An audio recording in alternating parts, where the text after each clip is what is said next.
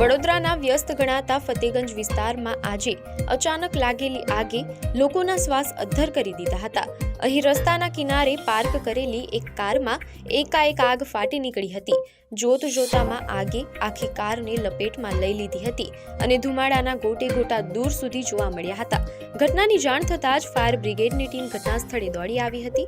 Fire ફાઇટરોએ તાત્કાલિક પાણીનો મારો ચલાવી આગને વધુ ફેલાતી અટકાવી હતી અને તેના પર સંપૂર્ણ કાબુ મેળવ્યો હતો। સદનસીબે જ્યારે આગ લાગી ત્યારે કારની અંદર કોઈ પણ વ્યક્તિ સવાર ન હતું, જેને કારણે મોટી જાનહાનિ ટળી છે। આ convent of Jesus saint Mary school છે ફતેગંજ, એની પાછળ અમે લોકો ગાડી પાર્ક કરી છાયડામાં જ કરી હતી। અચાનક અમે લોકો નાસ્તાનો ઓર્ડર આપ્યો અને અચાનક એને ટાયર ફ્લાશ થયું કે શું ખ્યાલ ના આવે, પછી એમાંથી અચાનક ગાડીમાંથી ધુમાડા આવવા માંડ્યા। એટલે અમને અચાનક ખ્યાલ આવ્યો કે આગ લાગી છે અને પછી અમે લોકો દોડતા દોડતા સીધા ગાડી પાસે આવ્યા અને અમે ફાયર બ્રિગેડને ફોન કર્યો। ના, અમે લોકો ગાડીમાં કોઈ હતા નહીં, અચાનક જ બ્લાસ્ટ થયો છે। નહીં, પ્યોર પેટ્રોલ ગાડી હતી।